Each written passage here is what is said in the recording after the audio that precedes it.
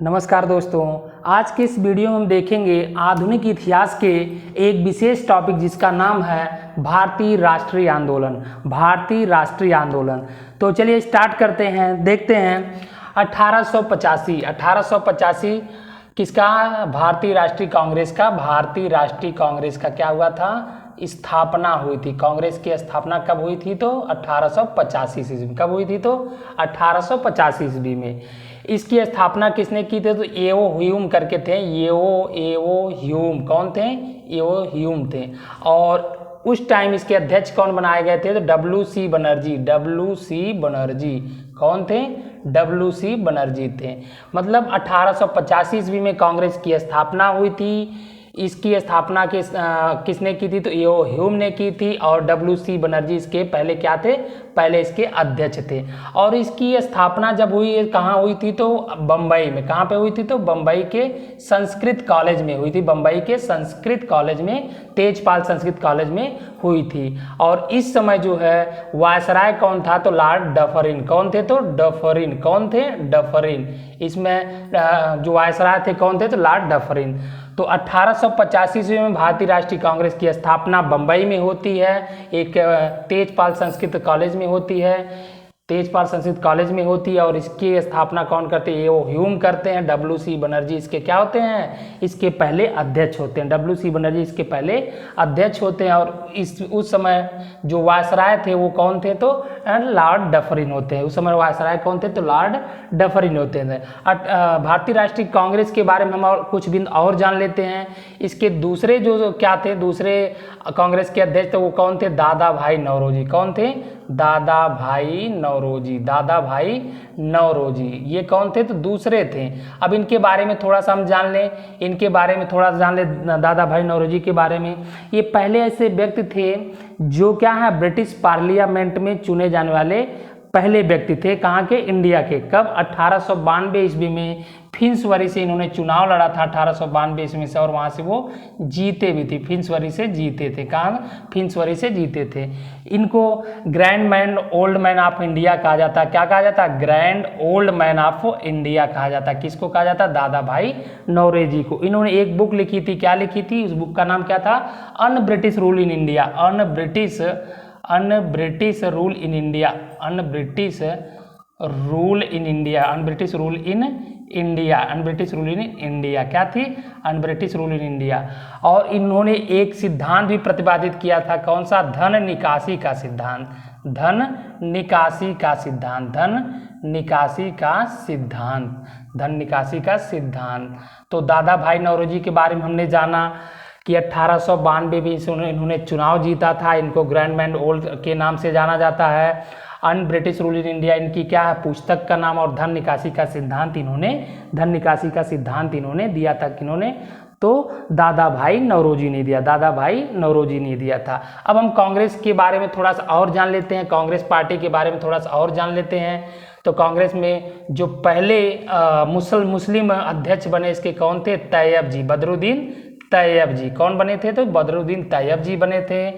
और पहले मुस्लिम बदरुद्दीन तैयब थे। फिर पहले जो ब्रिटिशर्स थे वो कौन थे? जॉर्ज यूले थे। कौन थे? जॉर्ज यूले थे। जॉर्ज यूले थे।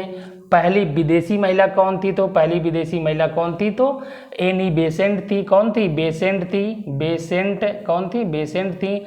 और पहली भारतीय महिला कौन थी? इसकी अध्यक्ष बनी थी तो वो कौन बनी थी? सरोजनी नायडू। कौन बनी थी? सरोजनी नायडू। सरोजनी नायडू बनी थी। कौन बनी थी? सरोजनी नायडू। ये क्या है? 1925 में बनी थी। और ये भारत की क्या है? किसी भी राज्य की पहली राज्यपाल भी रही हैं सरोजनी नायडू। किसी भी राज्य की पहली राज्यपाल भी रही थी। कौन? सरोजनी नायडू। सरोजनी नायडू। तो ये रहा कांग्रेस पार्टी के बारे में। अब हम कांग्रेस पार्टी के बारे में पढ़ते क्यों हैं? कांग्रेस पार्टी के बारे में इसलिए ज़्यादा जानना जरूरी है क्योंकि उस टाइम जब ब्रिटिशर्स हमारे ऊपर आधिपत्य था, उस टाइम क्या है, एक ऐसी पार्टी थी जो क्या करती थी, अपने सभी जो मुद्दे होते तो वो क्या है, ब्रिटिशर्स के सामने पेश करती थी, रखती थी। तो इसलिए कांग्रेस पार्टी को पढ़ना हमारे लिए ज़रूरी हो जाता है। अब आते हैं 1900 का किस में आते हैं 1905 ईस्वी में। 1905 ईस्वी में देखते हैं कौन सी महत्वपूर्ण घटना होती है, कौन सी महत्वपूर्ण घटना होती है। तो 1905 में जो लॉर्ड कर्जन होता है, लॉर्ड कर्जन उस समय वायसराय रहता है और वो क्या करता है 20 जुलाई 1905 को बंगाल का विभाजन कर देता है। किसका विभाजन करता है तो बंगाल का विभाजन। किसका विभाजन बंगाल विभाजन। किसका विभाजन बंगाल विभाजन कब करता है तो 1905 ईस्वी में। 1905 ईस्वी में बंगाल विभाजन करता है। कौन करता है लॉर्ड कर्जन करता है, लॉर्ड कर्जन करता है। अब इस क्यों विभाजन करता है क्योंकि इसका रूल था फूट डालो और राज करो, फूट डालो और राज करो, फूट डालो राज करो, फूट डालो और राज करो। इसका मेन मकसद था फूट डालो राज करो, क्योंकि उस समय जो बंगाल था एक बहुत ही प्रॉस्परस स्टेट माना जाता था, उसमें हिंदू मुसलमानों का सामंजस्य था। तो उसी को तोड़ने के लिए क्या बनाया गया, उसी को तोड़ने के लिए क्या बनाया गया तो उसी को तोड़ने के लिए उसने क्या किया बंगाल का विभाजन किया। उसी को तोड़ने के लिए बंगाल का विभाजन किया। कौन किया तो लॉर्ड कर्जन के समय हुआ। इसका जो हमारे प्रमुख लीडर थे, प्रमुख नेता थे, 16 अक्टूबर को विरोध के 16 अक्टूबर 1905 ईस्वी को इसका विरोध किया और 16 अक्टूबर को ये क्या है काला दिवस के रूप में मनाया, काला दिवस के रूप में मनाया। किसको 16 अक्टूबर को। और इसी में क्या है बहिष्कार चीज़ों का बहिष्कार करना स्टार्ट किया गया, बहिष्कार आंदोलन चलाया गया। इसी में बहिष्कार आंदोलन चलाया गया। बहिष्कार आंदोलन किस में चलाया गया तो बहिष्कार आंदोलन इसमें चलाया गया। किसमें तो 16 किसमें बंगाल विभाजन के खिलाफ में, बंगाल विभाजन के खिलाफ में। अब देखते हैं इस टाइम जो कांग्रेस के अध्यक्ष कौन रहे थे तो गोपाल कृष्ण गोखले जी थे। कौन थे गोपाल कृष्ण गोखले थे, जो कौन थे तो गांधी जी के राजनैतिक गुरु थे। गांधी जी के राजनैतिक गुरु कौन थे तो गोपाल कृष्ण गोखले। गांधी जी के राजनैतिक गुरु कौन थे तो गोपाल कृष्ण गोखले, गोपाल कृष्ण गोखले। 1905 हो गया। फिर आते हैं 1906 में। 1906 में क्या होता है मुस्लिम लीग की स्थापना होती है। क्या होती है मुस्लिम लीग की स्थापना कौन करते हैं तो आगा खां एवं सलीमुल्लाह खां। आगा खां और सलीमुल्लाह खां। कौन आगा खां और सलीमुल्लाह खां। आगा खां और सलीमुल्लाह खां ये दोनों मिलकर के क्या करते हैं मुस्लिम लीग की स्थापना करते हैं, मुस्लिम लीग की स्थापना करते हैं आगा खां और सलीमुल्लाह खां। 1907 ईस्वी में क्या होता है 1907 ईस्वी में जो कांग्रेस का अधिवेशन होता है, कांग्रेस का अधिवेशन होता है और इस अधिवेशन की अध्यक्षता कौन करते थे रास बिहारी बोस। रास बिहारी बोस कर रहे थे। और इसमें क्या हुआ कांग्रेस का जो दल है नरम और गरम दलों में बट गया, नरम और गरम दलों में बट गया। किसमें किस सन में तो 1907 ईस्वी में जो कांग्रेस के नेता थे नरम दल और गरम दल के ग्रुपों में बट गए, नरम दल और गरम दल के ग्रुपों में बट गए। किसमें तो 1907 में कांग्रेस के अधिवेशन में। ये जाकर के 1916 में क्या है लखनऊ समझौता में, लखनऊ अधिवेशन में एकजुट होते हैं, फिर एक होते हैं। तो 1907 की इवेंट हो गया। 1908 में आते हैं। 1908 में क्या हुआ 1908 में ये जो मुस्लिम लीग पार्टी बनी थी, मुस्लिम लीग जो पार्टी बनी थी, मुस्लिम लीग पार्टी बनी थी, उसने क्या किया मुसलमानों के लिए पृथक निर्वाचन पद्धति को अपनाने की बात कही, पृथक निर्वाचन की मांग की, पृथक निर्वाचन की मांग की। पृथक निर्वाचन का मतलब इसमें क्या कि इसमें जो मुसलमान होंगे वो मुसलमान को ही वोट देंगे। तो उन्होंने 1908 में इसकी मांग की। और 1909 ईस्वी में मार्ले मिंटो सुधार में क्या हुआ मार्ले मिंटो सुधार जब आया तो उसमें इनकी मांगों को पूरा कर लिया गया। इसमें क्या है अब से ये क्या है जो मुसलमान होंगे क्या है इनको अलग से निर्वाचन की क्या है जो उनकी मांग थी उसको फुलफिल कर दिया गया, भर दिया गया। मतलब मुसलमान अगर हैं तो उनको क्या है उनको मुसलमान वोट देंगे जिससे कि वो क्या है उनका कैंडिडेट जीत जाए। तो कहने का मतलब मार्ले मिंटो सुधार में क्या था तो मुसलमानों के लिए अलग से निर्वाचन पद्धति जो थी वो अपनाई गई थी, दी गई थी। किसको तो 1909 ईस्वी में, 1909 ईस्वी में। फिर हम देखते हैं आगे 1909 के बाद आता है 1912। 1912 में क्या होता है तो 1912 में क्या होता है तो 1912 के पहले 1912 में देख लेते हैं। 1912 में जो थे रास बिहारी बोस थे, हार्डिंग के ऊपर बम फेंके थे। हार्डिंग की गाड़ी पर, जो हार्डिंग उस समय कौन था, गवर्नर जनरल था, उसके गाड़ी के ऊपर क्या फेंके थे, तो बम फेंके थे। उसकी गाड़ी के ऊपर बम फेंके थे। उसकी गाड़ी के ऊपर क्या फेंके थे, तो बम फेंके थे। किसकी गाड़ी के, लॉर्ड हार्डिंग की गाड़ी के ऊपर 1912 ईस्वी में।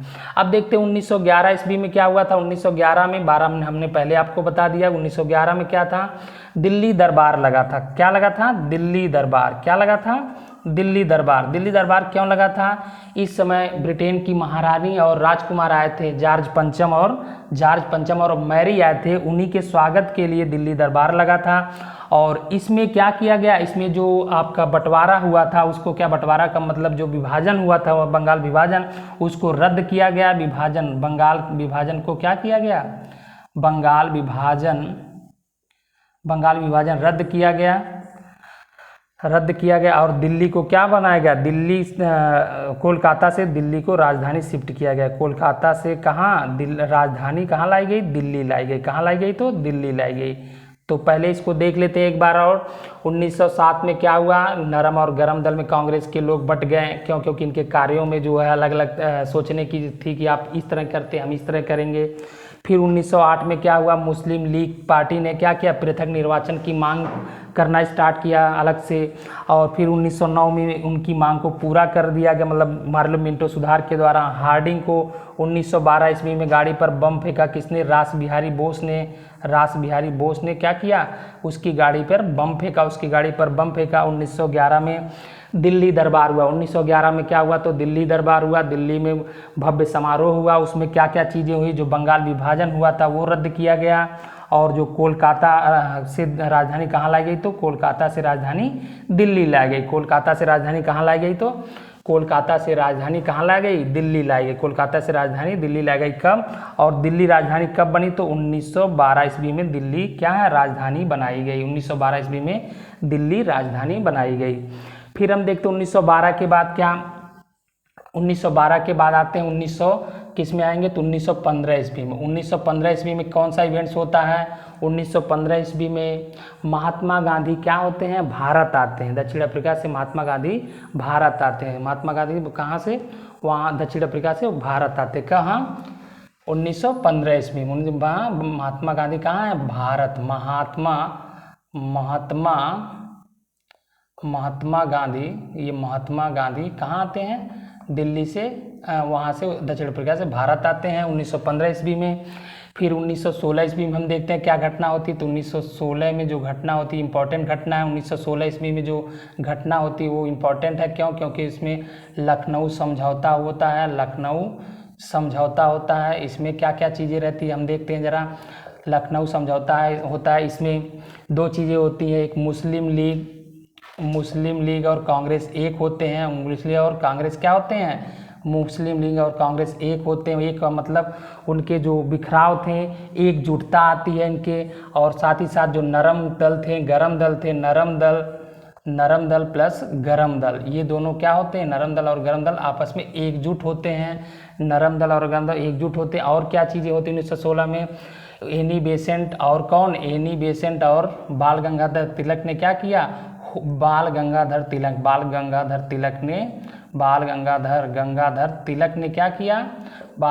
तिलक दोनों ने मिलकर होम रूल लीग की स्थापना की। किसकी स्थापना की, तो होम रूल लीग की स्थापना की 1916 ईस्वी में। 1916 ईस्वी में होम रूल लीग की स्थापना की। होम रूल लीग की स्थापना की कौन, तो एनी बेसेंट और कौन किए थे, एनी बेसेंट और बाल गंगाधर तिलक ने की। एनी बेसेंट और बाल गंगाधर तिलक 1916 में किए। फिर हम आते हैं महात्मा गांधी पर। जब 1915 में जैसे ही यहाँ आते हैं, कहाँ पे आते हैं, भारत में। 1916 में इनको क्या दिया जाता है, इनको अंग्रेजों के द्वारा कैसरे हिंद की उपाधि दी जाती है। क्या दी जाती है, कैसरे हिंद। किसकी उपाधि दी जाती है, कैसरे हिंद की उपाधि दी जाती है। किसको, तो महात्मा गांधी को। और 1917 में क्या होता है, इन चंपारण आंदोलन में ये भाग लेते हैं। चंपारण कहाँ है, बिहार में पड़ता है। बिहार में ये जाते हैं। इनको कौन बुलाया था, तो रामचंद्र शुक्ल एक पर्सन थे। रामचंद्र शुक्ल एक कौन थे, तो वो एक पर्सन थे, उन्होंने बुलाया था। रामचंद्र शुक्ल के बुलावे पर गए थे। ये कहाँ गए थे, तो वह चंपारण गए थे। यहाँ पर क्या था, तो तिनकठिया पद्धति थी, उसके विरोध में इन्होंने क्या था, तिनकठिया का मतलब 20 बिस्सा में से 3 बिस्सा क्या है, 20 बिस्सा में से 3 बिस्सा आपको नील की खेती करनी होती है, अंग्रेजों का रूल था। तो इसके विरोध में वो गए थे 1917 में।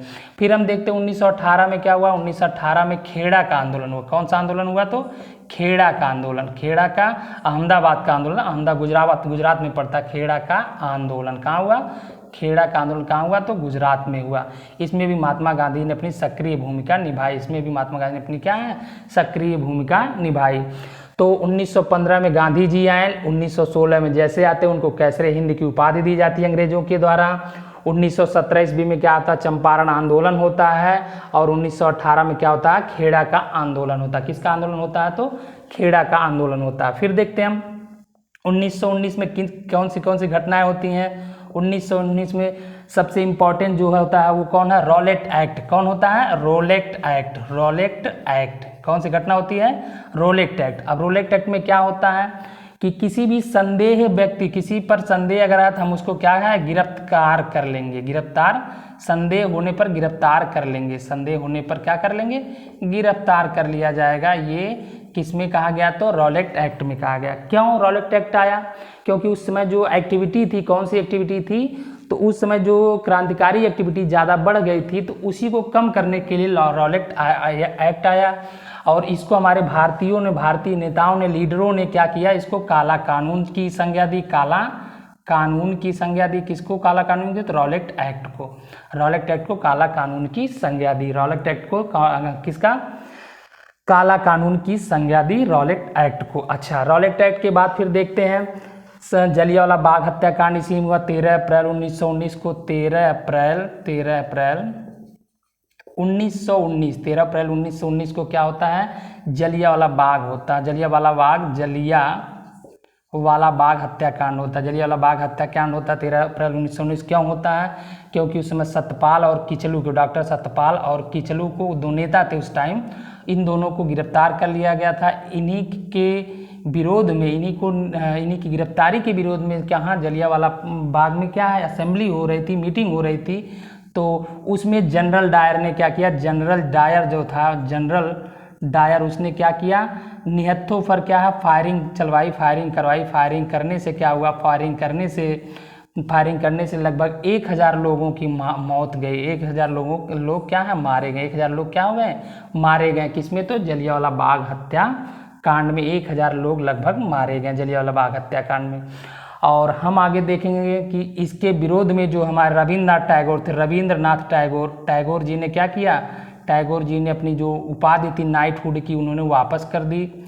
नाइटहुड की उपाधि वापस कर दी। महात्मा गांधी ने क्या किया,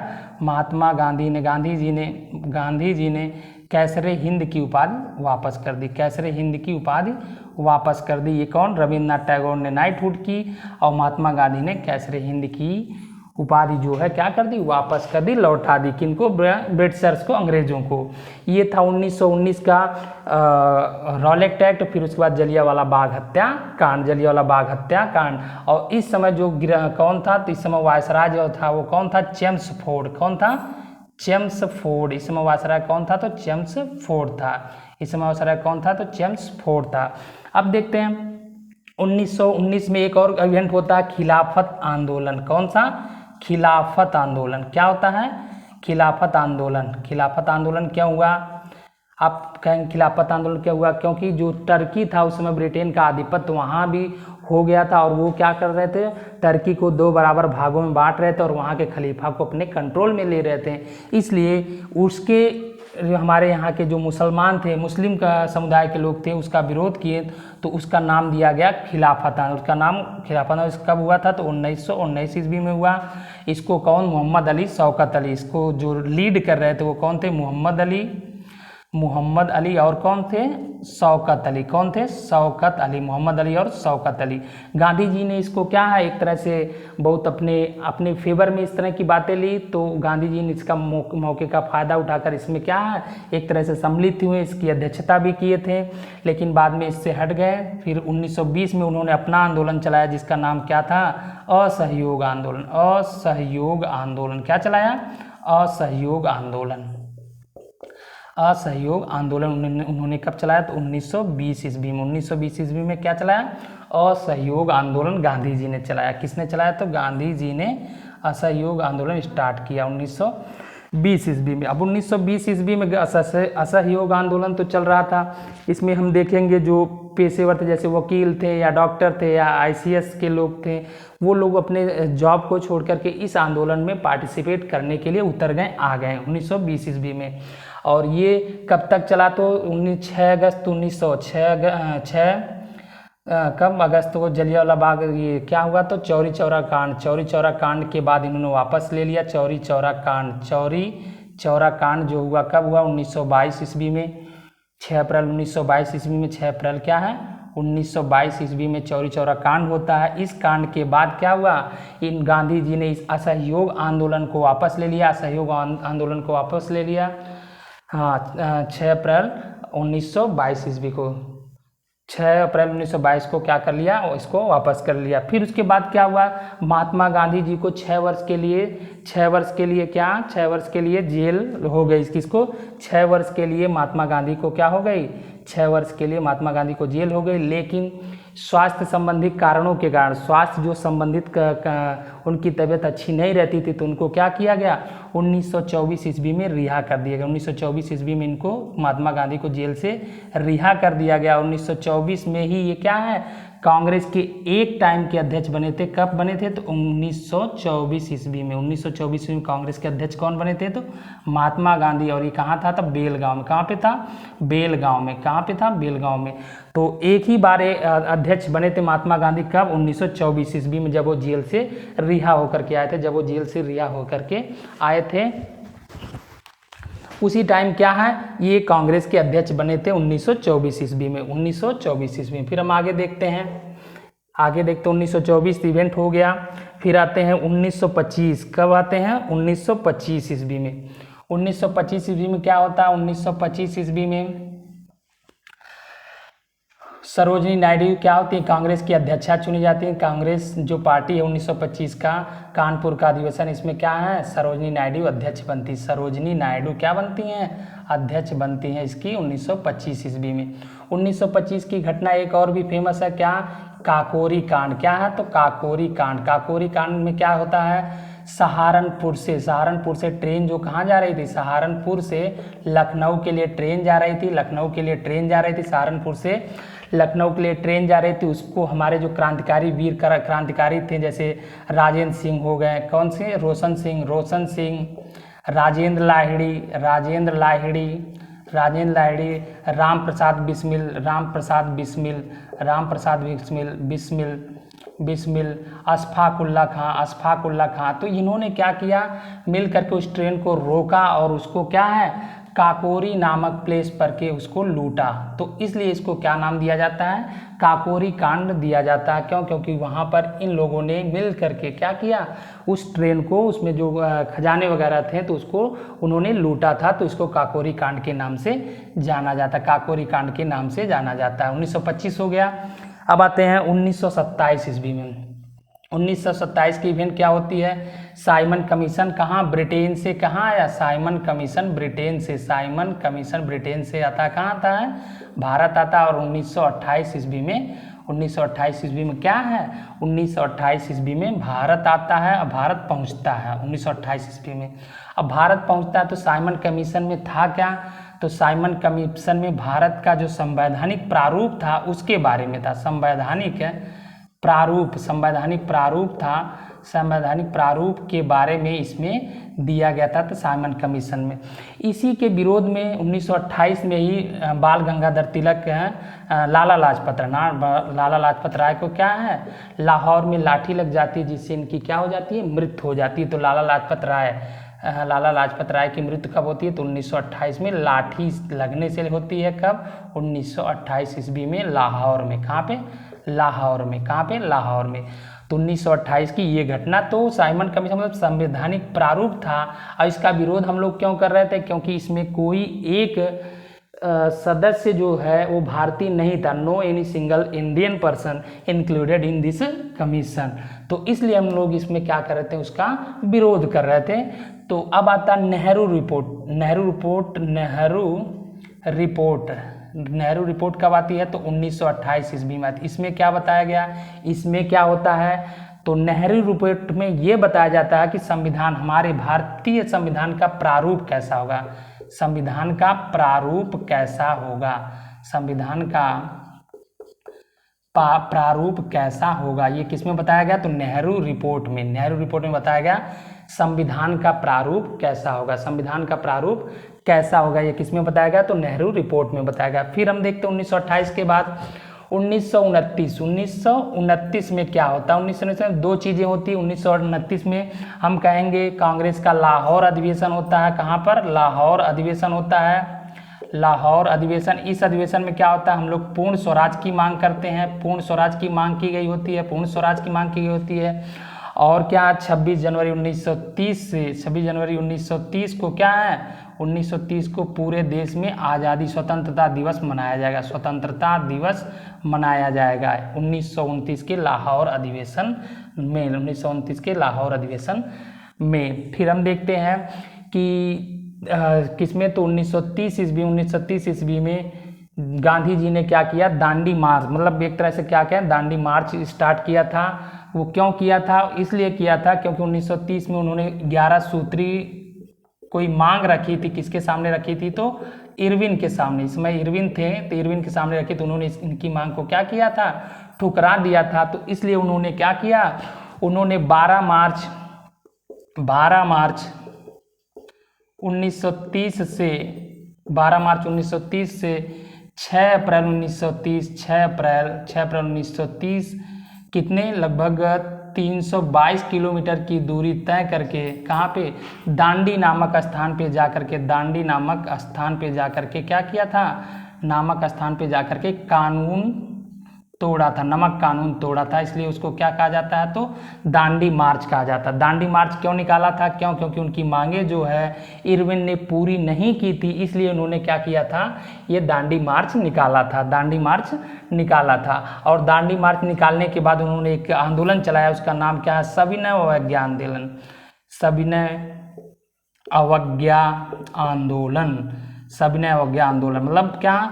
civil disobedient movement, civil disobedient movement. इसको इंग्लिश में क्या कहते हैं? तो इंग्लिश में रहने सिविल डिसोबीडियंट मूवमेंट। इन्होंने कब स्टार्ट किया? तो 1930 ईस्वी में, 1930 ईस्वी में इसकी स्टार्टिंग होती है। सविनय अवज्ञा आंदोलन को स्टार्ट कब होती है? तो 1930 ईस्वी में होती है, 1930 ईस्वी में होती है। अब देखते हैं 1930 ईस्वी में ही एक चीज़ें और होती हैं। क्या? गोलमेज सम्मेलन होते हैं। क्या होते हैं? गोलमेज सम्मेलन होते हैं। गोलमेज सम्मेलन होता है। तो गोलमेज सम्मेलन जो पहला वाला हुआ था वो कब हुआ? तो 1930 ईस्वी में लंदन में हुआ था। और इसमें कांग्रेस के किसी भी लीडर ने क्या किया था? भाग नहीं लिया था, किसी भी कांग्रेस के लीडर ने भाग नहीं लिया था।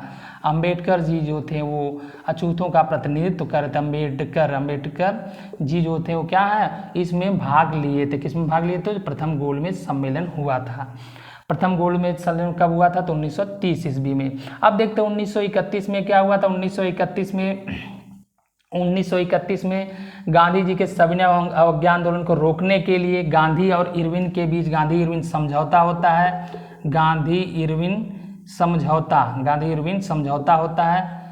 इरविन समझौता कब हुआ? तो गांधी 1931 में हुआ 1931 में हुआ। अब इस समझौता के बाद गांधी जी 1932 ईस्वी में दूसरा जो 1931 ईस्वी में जो गोलमेज सम्मेलन दूसरा हुआ उसमें उन्होंने भाग लिया। मतलब एक जो दूसरा गोलमेज सम्मेलन था उसमें कांग्रेस ने क्या किया था? भाग लिया था। कांग्रेस ने क्या किया था?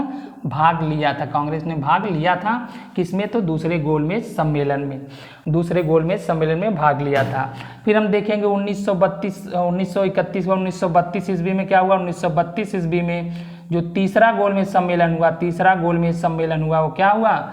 उसमें कांग्रेस ने भाग नहीं लिया, कांग्रेस ने भाग नहीं लिया था।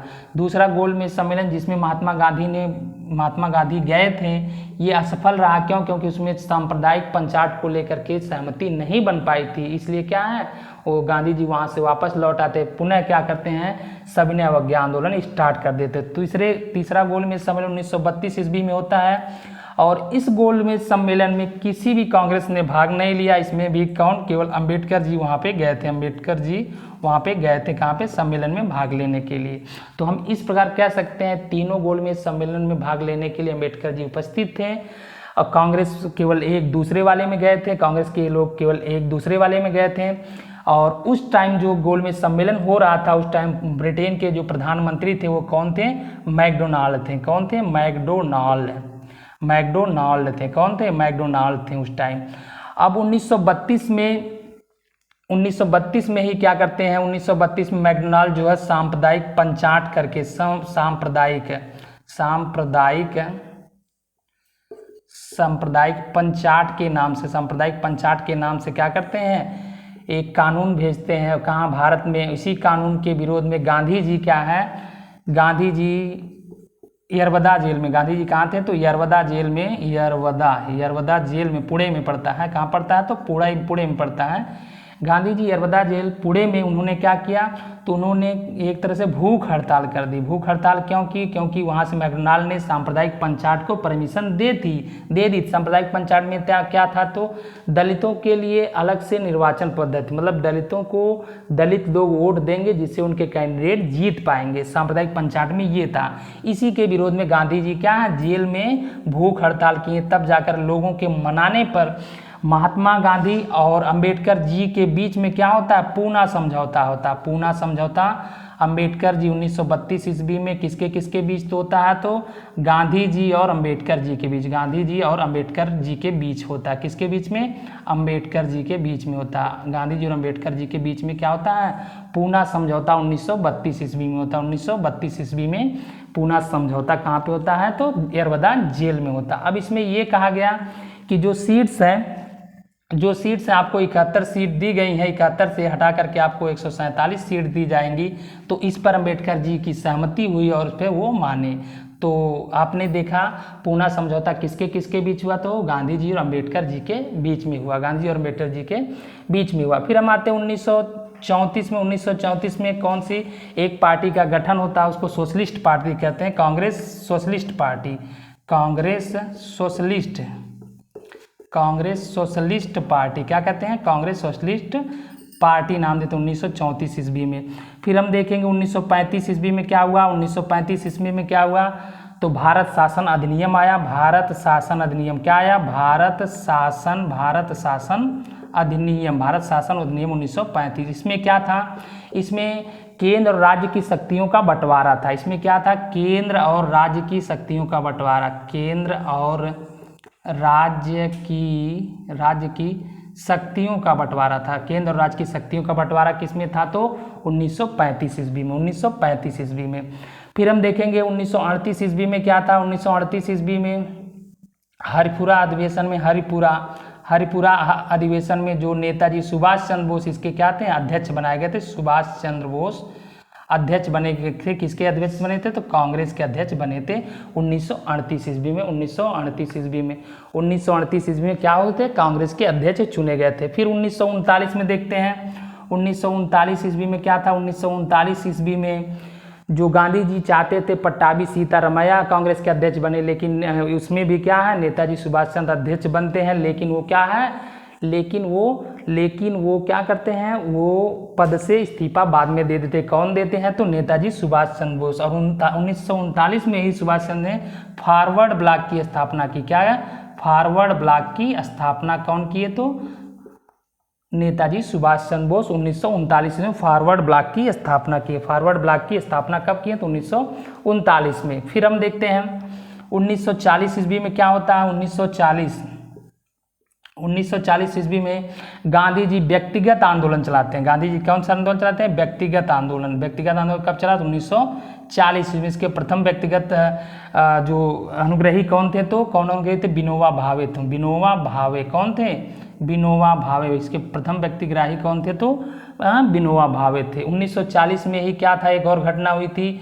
मुस्लिम लीग ने अलग देश की मांग की। मुस्लिम लीग जो थी, मुस्लिम लीग ने क्या किया, अलग देश की मांग की। मुस्लिम लीग ने क्या किया, अलग देश की मांग करना स्टार्ट कर दिया 1940 ईस्वी में। फिर हम देखेंगे 1942, 40 के बाद 1942 40 के बाद 1942 में क्या हुआ? 1942 ईस्वी में 1942 ईस्वी में क्या होता है? 1942 में क्रिप्स मिशन आता है। क्रिप्स मिशन आता है और क्रिप्स मिशन कब आता है? तो 1942 ईस्वी में। 1942 ईस्वी में क्या आया? क्रिप्स मिशन आया।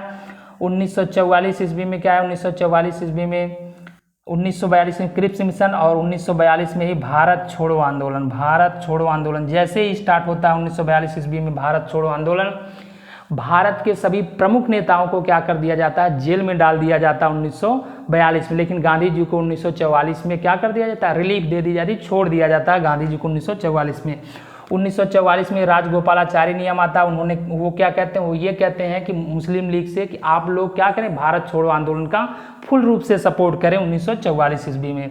फिर 1945 ईस्वी में क्या होता है? 1945 ईस्वी में बेबल योजना आती है। बेबल योजना में क्या होता है? बेबल योजना में ये बताया गया होता है कि अब जो मेन होंगे, जो वहाँ वायसराय को छोड़कर जितने भी सदस्य होंगे किसी भी कमेटी के लिए, वो सभी भारतीय होंगे। उसमें से आधे जो होंगे मुस्लिम होंगे और आधे क्या होंगे? आधे मुस्लिम होंगे और आधे हिंदू होंगे।